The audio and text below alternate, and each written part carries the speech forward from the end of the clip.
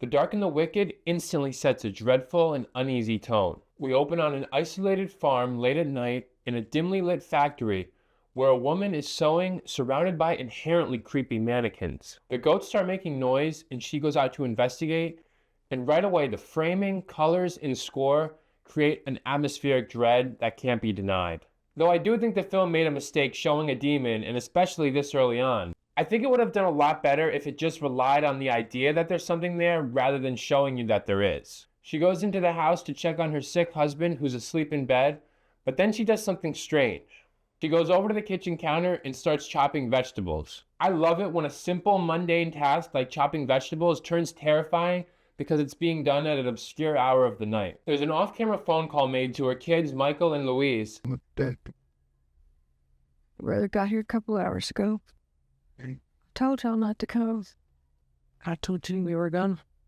Assuming she meant she can take care of their sick father on her own, the kids come anyway.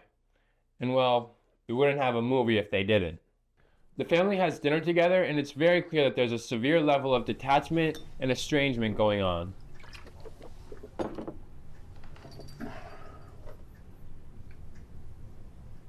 Food was good tonight. Never listened to me.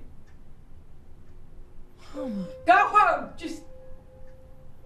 So naturally the kids show up, and it's an awesome double entendre because she meant not to come because of the evil, or they interpret it as she can take care of her husband on her own. In the real world, if she didn't want her kids to come and get involved in this evil, she would have just told them flat out. But I'll just let it slide because it leads to one of the most chilling scenes of the entire movie.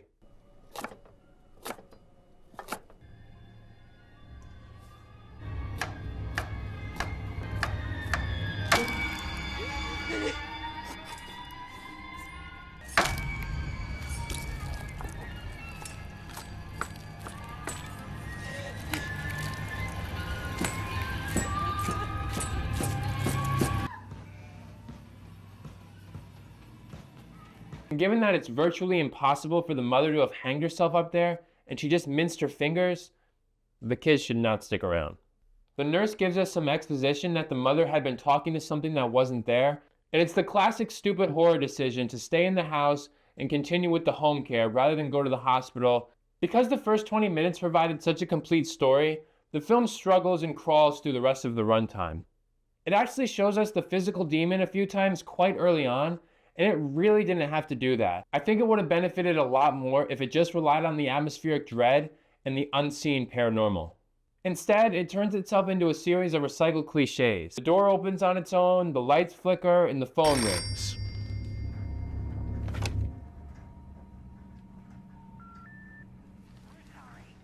It's pretty corny and sad for a movie that started out so originally to end up this way. Louise slowly starts to fall victim to the possession, while Michael, out of a selfish disdain toward his sister, refuses to believe her.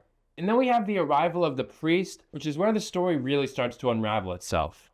On their way back from their mother's autopsy, they see a priest standing out in the pouring rain with no visible car in sight. He does a classic menacing look up and knows their names, and that doesn't ring any alarm bells. They let the soaking wet priest into the house, and the framing alone already tells you he is not a good guy.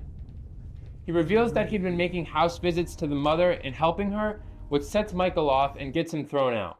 In my opinion, this creepy priest character should have been the last one introduced, but it's not. We're briefly reintroduced to a character we saw momentarily named Charlie. It's revealed that he'd been trying to call the house to warn them, but the calls weren't going through. We get some unnecessary confirmation that the demon gets in your head and makes you take your own life.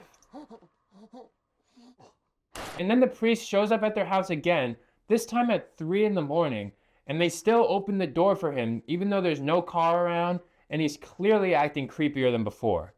It really feels like after the first 20 to 30 minutes, the only thought left in the writer's head was runtime.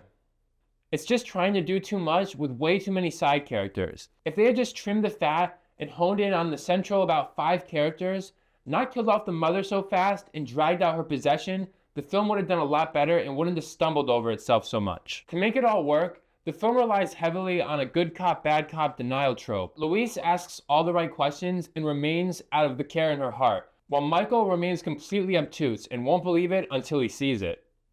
And when he finally does see it, he selfishly cowers and takes off, leaving his sister in the obviously haunted house. It really makes you root further against him in the hopes that he gets what he deserves. Now, his ending was pretty jaw-dropping when I first saw it. Luis calls him and he says his girls and his wife are all that he has, wherein she says he's all that she has. So when he arrives home and finds their bodies, he takes his own life. But this is him getting what he deserves, as it was just a vision put on by the demon. But ultimately, the ending is undeniably tragic. Everyone dies, including Luis, who just wanted to make up for lost time and help her sick father. While I usually love a dark ending, this just felt like pain and misery for the sake of pain and misery.